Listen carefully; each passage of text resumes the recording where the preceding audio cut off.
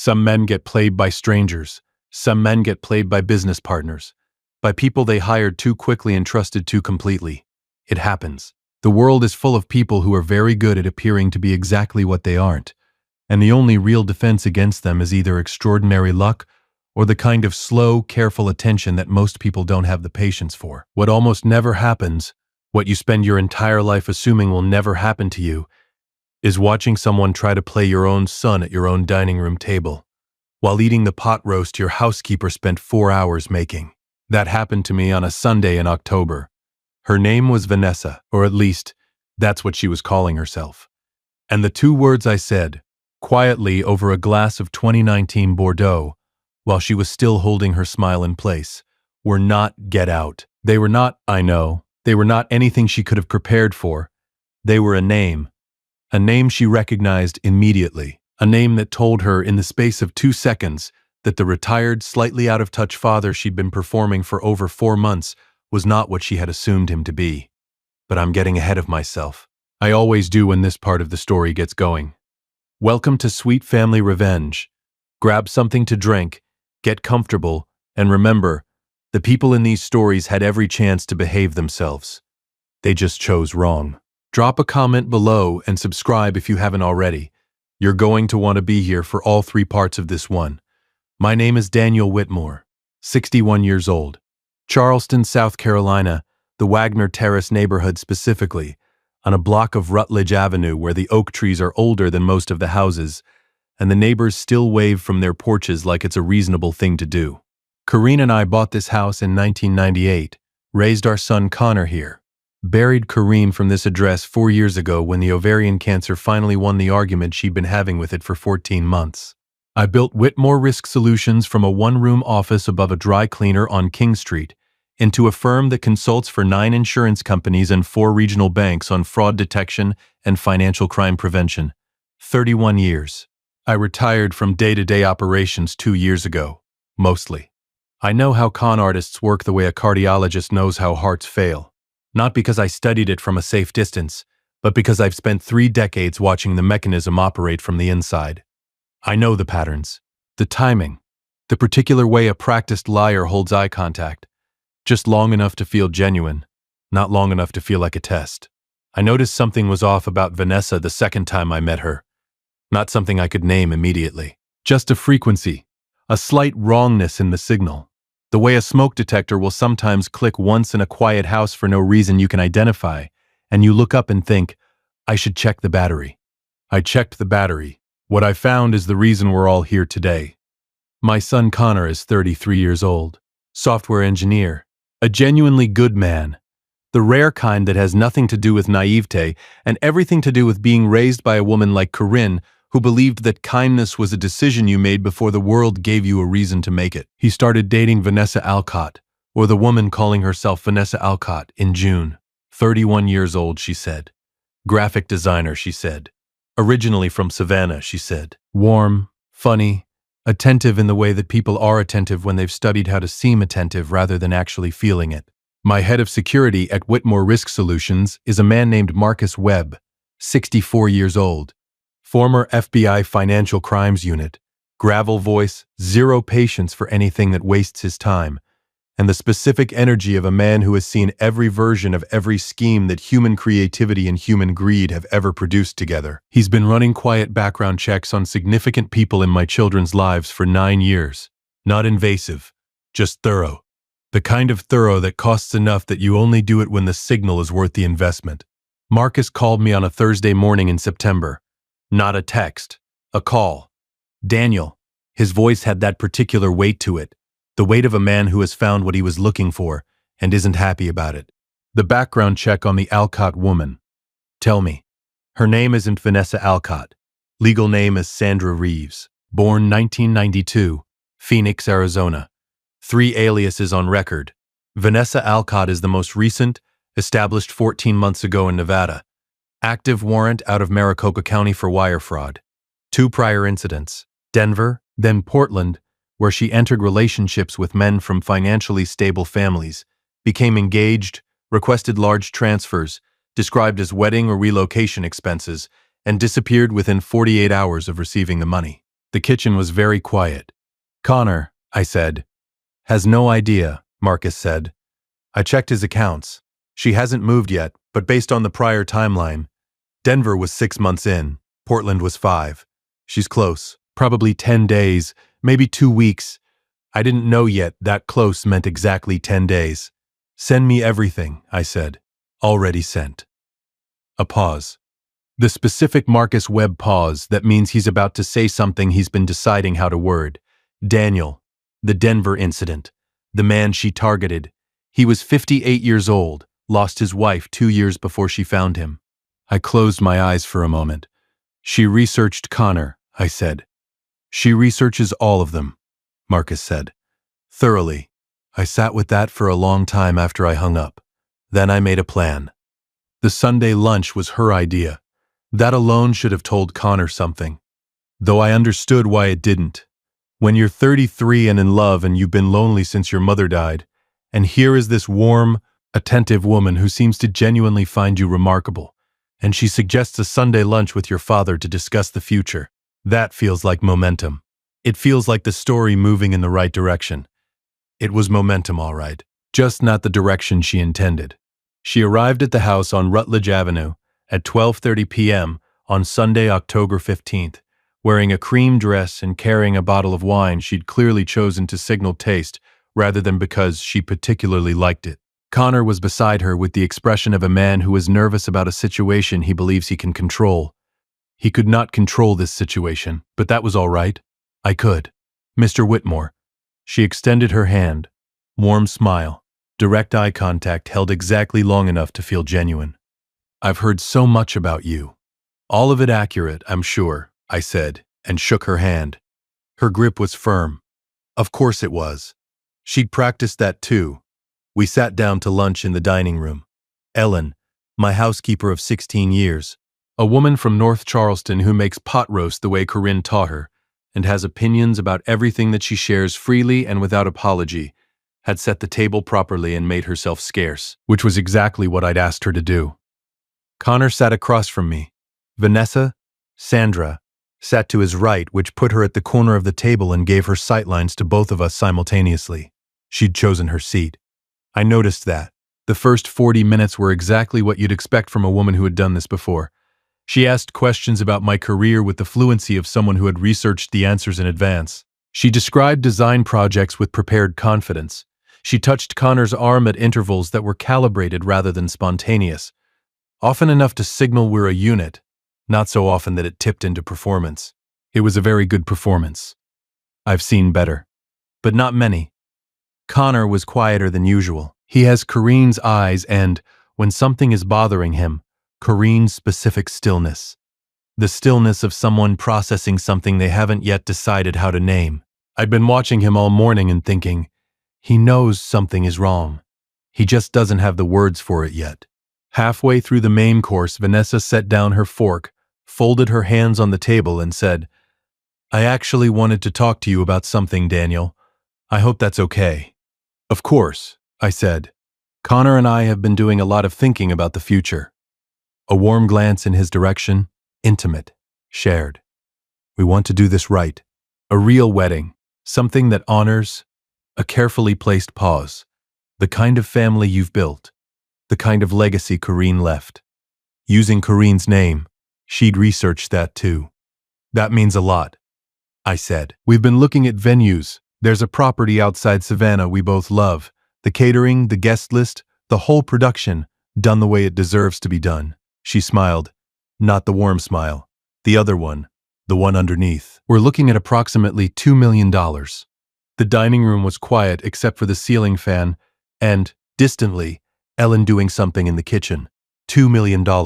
Said at a Sunday lunch table, over pot roast, with the calm delivery of someone who has said this number before and has learned precisely how to make it sound like the most natural thing in the world. I picked up my wine glass, took one long, unhurried sip, and then, under the table, against my shin, my son's foot connected with mine. Hard. I glanced at him. His eyes moved to his left hand, which was resting below the table line. In his fingers, folded once, was a small piece of paper. He slid it toward me along the edge of his chair.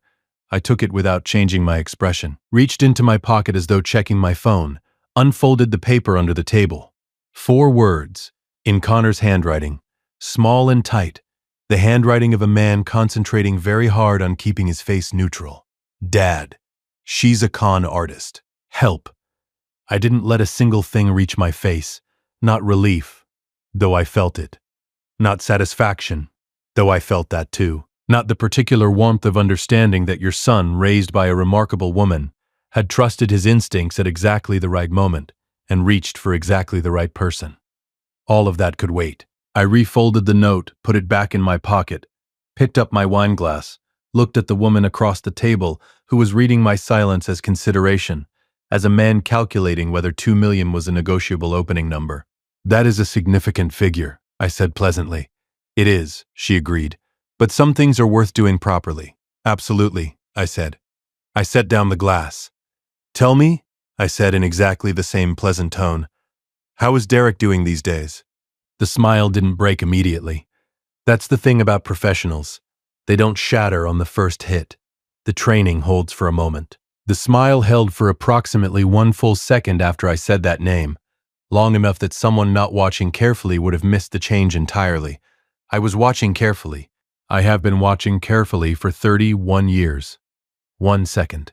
Then something moved behind her eyes, a quick, involuntary recalculation, an emergency revision of every assumption she'd walked in with. And her hand, which had been resting open and relaxed on the tablecloth, moved 2 inches toward her purse. There it is. I'm sorry? The smile was back, slightly reassembled. I don't think Derek Holloway, I said. Your husband. I was just curious how he was getting along. The dining room was completely silent. Connor looked at me, then at her, then back at me. Son, I thought, I promise I'll explain everything. You've got about 18 minutes. Sandra Reeves set down her fork. I don't know anyone by that name, she said. Steady voice, steady eyes, professional to the last. That's interesting, I said, because he's been employed at Whitmore Risk Solutions for 4 years, and you appear in his personnel file, specifically in the photograph attached to his spousal benefits enrollment submitted in 2000-2001. The two of you at what appears to be a courthouse in Phoenix. I picked up my wine. You were wearing white in that photograph too. Different style, but white. The way light leaves a room when the sun goes behind a cloud. Connor said very quietly. Vanessa. Sandra, I said. Her name is Sandra Reeves. Active warrant out of Maricopa County, Arizona. Wire fraud. The silence that followed was the specific silence of a table at which every calculation has been revised simultaneously by every person sitting at it. Sandra Reeves looked at me. For the first time since she'd walked through my front door, the performance was entirely gone. Just a woman, looking at the one man in the room who had known exactly who she was since September. I didn't know yet what was going to happen in 18 minutes, but I had made a phone call that morning, and Marcus Webb had never once in his life been late. Nobody moves in a dining room that's gone completely still. Not right away. There's a moment, 3, 4 seconds, where everyone at the table is waiting for the situation to resolve itself, the way you wait for a glass that's tipping to either catch itself or fall. Nobody breathes. Nobody reaches for their water. Everyone just waits. Then Connor said, Dad, what is happening right now? Not a question. A statement delivered with the specific tone of a man who needs information immediately and is being extremely controlled about how he's asking for it. What's happening, I said, is that I've known since September, and I've been waiting for her to make the ask. He stared at me. Since September, Marcus Webb ran a background check in late August, called me with the results on a Thursday morning. Sandra Reeves. Nay, well, born Sandra Reeves, multiple aliases, active warrant. 2 prior incidents very similar to this, one in Denver and Portland. You knew, Connor said. For 6 weeks you knew, and you needed her to sit down at this table and say that number out loud, with a witness. Connor looked at Sandra. Sandra was looking at the tablecloth with the focused attention of a woman running very fast calculations in a very small space of time. I'm going to ask you something, Connor said to her. His voice was steady in the way that takes effort to maintain. And I want the truth, not a performance. The truth. He paused. Was any of it real? She looked up at him, for just a moment. One unguarded, genuine moment. I saw something cross her face that wasn't calculation. What it was exactly I couldn't say. Regret, maybe, or something adjacent to it. Something that had briefly been real somewhere inside the performance and was now being acknowledged on its way out. Then it was gone. I'm not going to answer that, she said quietly. That's an answer, Connor said. He picked up his fork, set it back down, picked up his water glass instead, and took a long drink, the way a man drinks when he needs to do something with his hands while he processes something his brain isn't entirely ready to process. I'd worried about this moment. The moment he found out. Corrine used to say Connor felt everything twice, once when it happened and once when he had time to sit with it. The first hit was landing right now. The second one would come later, in a quiet room, and that was the one I couldn't be there for. But right now, I needed him present. Connor, I said. He looked at me. There's a car outside, I said. It's been there since 12:15. He understood immediately. You called Marcus, before I made coffee, and the car is waiting for my signal. I looked at Sandra, which I haven't given yet because I wanted to give you the opportunity to make a decision, whether you walk out of this house cooperatively or whether the conversation gets more complicated. I said it without particular heat, the way you state a fact to someone who needs to understand it clearly. Marcus has everything. The aliases, the warrant, the personnel file photograph, the prior incidents. If you have anything you'd like to add, anything that helps the process along, now is the time. She was quiet for a moment. Then she said, How long have you known about Derek? 8 months, I said. He submitted a spousal benefits change request last February. My HR director flagged it for review per standard protocol because the name on the application didn't match any existing employee record for the spouse. It came across my desk as a courtesy review. I paused. I filed it away. I didn't connect it to anything at the time. Then Marcus pulled your background check in August, and the name was there in the Maricopa County marriage record. She absorbed that. He doesn't know, she said. Not a question. Derek? No. He's a good employee, actually. Careful, reliable, shows up early. Whatever arrangement the two of you have, it's clearly one he's comfortable not examining too closely. I picked up my wine. That's between the two of you. My concern is my son. Sandra looked at Connor. Connor was looking out the window. I'm sorry, she said. To Connor, not to me. He didn't look at her. I know, he said. I don't think that changes anything. It doesn't, she said. I know. There was something almost decent about that exchange.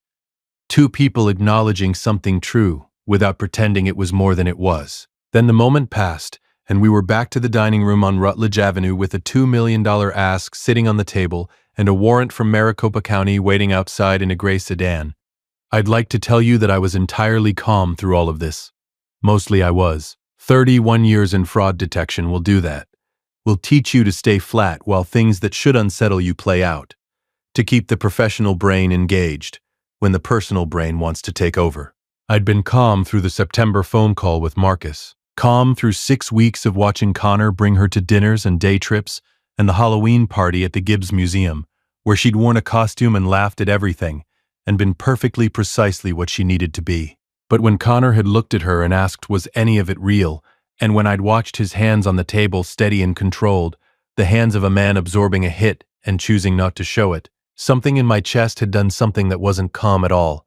It was the particular anger of a father watching someone use his son's loneliness as a financial instrument, and I had kept it exactly where it needed to stay, filed away, to be dealt with later.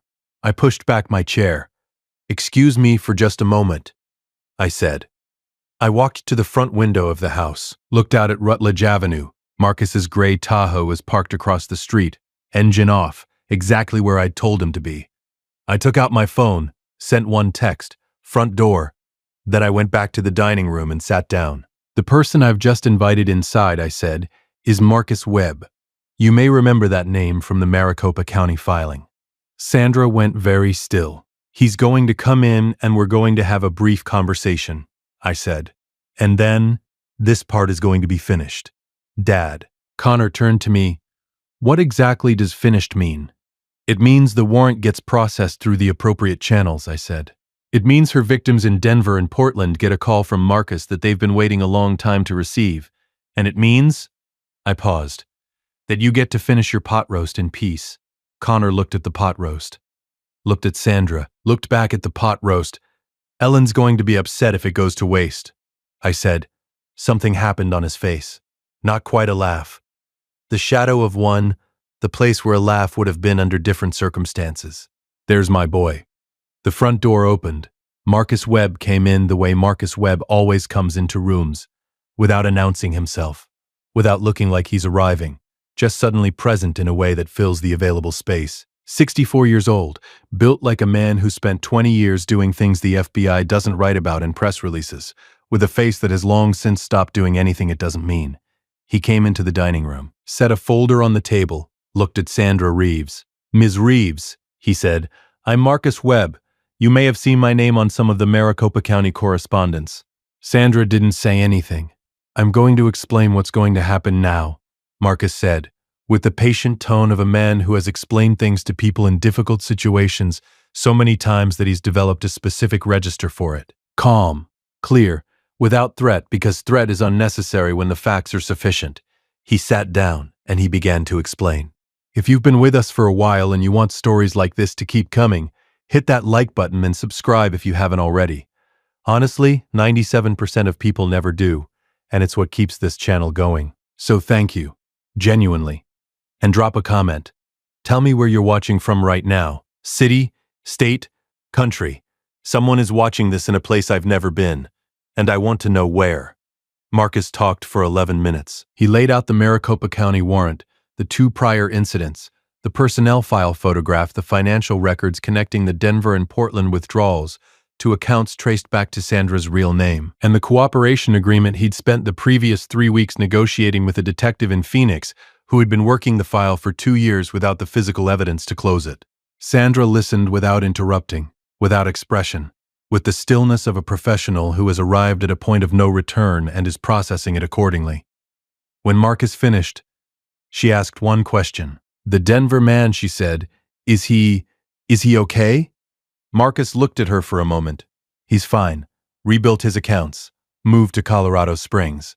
Has a dog. A pause. He'd like his $340,000 back.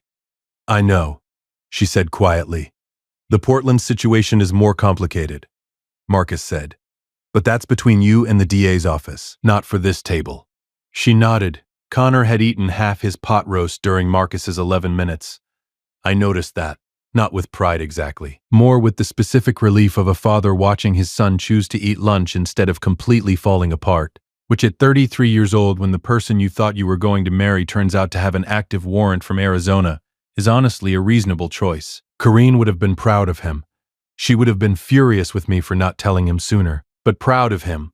Marcus drove Sandra Reeves to the Charleston County Law Enforcement Center on Milligan Road at 2:45 p.m. that Sunday afternoon.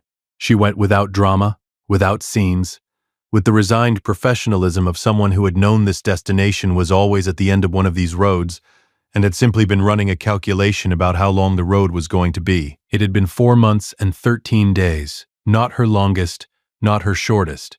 I watched Marcus's Tahoe pull away from the curb on Rutledge Avenue. Then I went back inside and cleared the table. Connor was still sitting in the dining room when I came back through with the second stack of plates. He had his elbows on the table and his hands over his face in the posture of a man who is doing his accounting. I sat down across from him. We sat there for a moment without talking. The ceiling fan turned. Outside, somewhere on the block, somebody was mowing a lawn which seemed almost offensively normal given the last 3 hours. I have questions, Connor said into his hands. I know, I said. A lot of them. I know.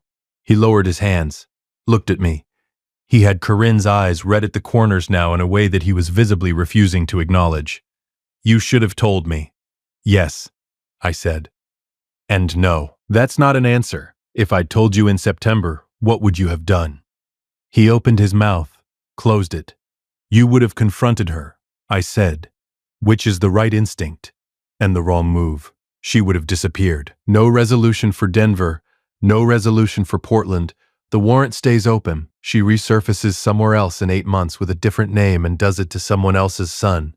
And she'd researched you, I said, more quietly. She'd chosen you specifically, knowing about your mother. Using it. I paused. I needed the ask on the record. I needed it at this table. In this room. With a witness. I needed it done. So I was bait, he said. No, I said. You were never in any financial danger. I had your accounts flagged with Marcus from the day I got the call. She couldn't have touched $1. I looked at him. You were. The reason. The reason it had to be done cleanly and permanently. He was quiet for a long time. She asked me once, he said finally, what Mom was like. The kitchen was very still. What did you tell her? Everything, he said. I told her everything. A pause, she cried. I didn't know in that moment whether that had been real or performance. I think Connor didn't know either. I think that was going to be the thing that took the longest to land. Come on, I said. I stood up. Ellen made pie. We're not wasting the pie.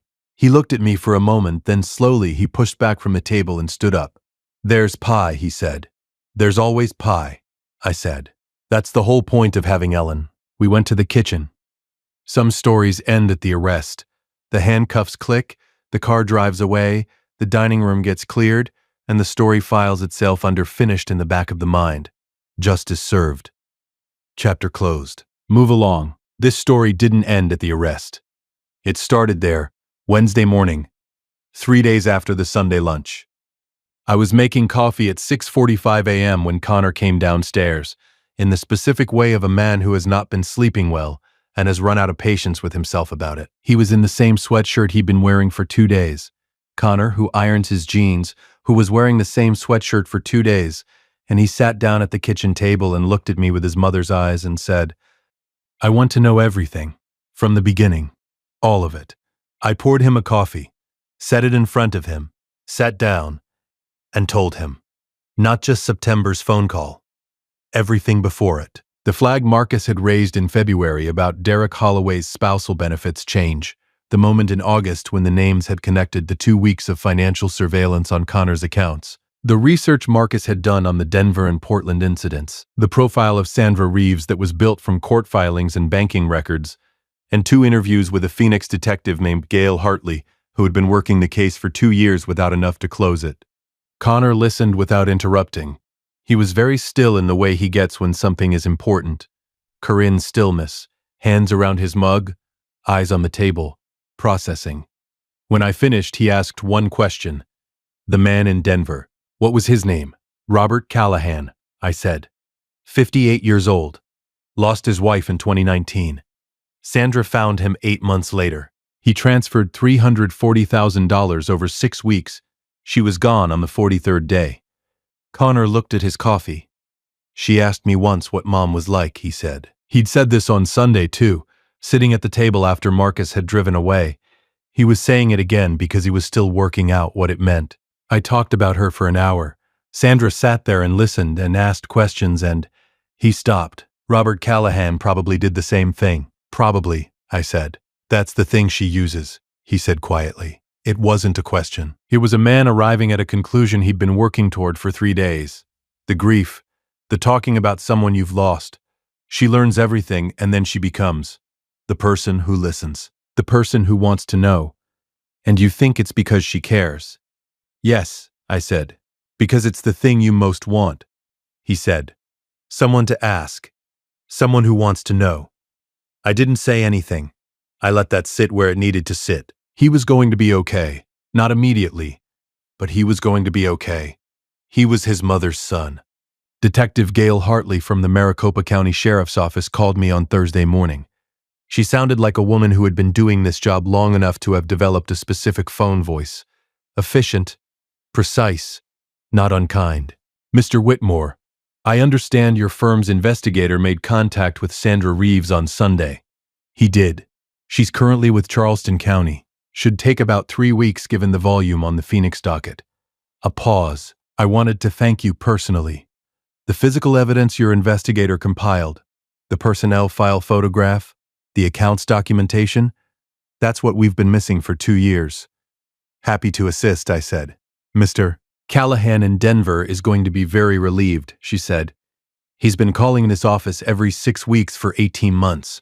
I thought about Robert Callahan, 58 years old, lost his wife, called the detective's office every 6 weeks for 18 months. Some men wait for justice and wait and wait. Please give him my regards, I said. And tell him the money is coming. Marcus is working the asset recovery. Another pause. Mr. Whitmore, can I ask, how did you connect the personnel file photograph to the background check? That's a fairly unusual link. I run a fraud detection firm, I said. Everything goes through cross-reference. It's just habit. Habit, she said with a tone suggesting she found this understated. Well, whatever you want to call it, it closed a 2-year case. So, thank you, made a second cup of coffee, stood at the kitchen window looking at the oak trees on Rutledge Avenue. October had turned into November while I wasn't paying attention. Some habits are worth keeping. 2 weeks after the Sunday lunch, Marcus called. Asset recovery update, he said. Sandra had 3 accounts we've been able to trace. 2 are frozen pending the Maricopa proceedings. The third, a smaller account in Nevada, was accessible and has been liquidated per the civil judgment. Amount? Split per the recovery agreement. Denver gets the lion's share. Portland secondary legal fees off the top. A pause. Your son gets nothing from this. She hadn't touched his accounts. I know, I said. That was never the point. I know it wasn't, Marcus said, just confirming. How's Derek Holloway? A pause with something almost human in it. Filed for divorce last week. Apparently, this wasn't the first time he'd been, let's say, informed about his wife's activities. He just hadn't had a specific warrant and a detailed report to look at before. Is he going to be all right? He'll be fine, Marcus said. Good employee. You said so yourself. Keep an eye on his file, I said. Make sure the next performance review reflects what it should. Already noted, Marcus said. Good man, Marcus. On a Saturday morning in late November, Connor drove over from his apartment on the east side of town. I heard his car in the driveway at 9:15, and I'd already put coffee on because he always comes at 9:15 on Saturdays now, which is new, which is one of the things that came out of the Sunday lunch that I hadn't anticipated, and I'm not going to say anything about because if I say anything about it, he'll stop doing it. He came in and sat at the table and we drank coffee, and he told me about a project he was working on, something with a new database architecture I understood roughly 30% of, and nodded along to with the confidence of a man who understands 100%. And at some point, Ellen arrived and made breakfast, and sat down and joined the conversation without being invited, which is also her habit, and which Connor has learned to accept as part of the package. At some point in the middle of eggs and toast, Connor said, I've been thinking about Robert Callahan. I looked up. The Denver man, he said. I looked him up. Connor, not like that. He has a foundation, small thing, local, Denver-based, for widows and widowers, support groups, financial literacy workshops, that kind of thing. He started it a year after Sandra cleaned him out. He turned his coffee cup in his hands.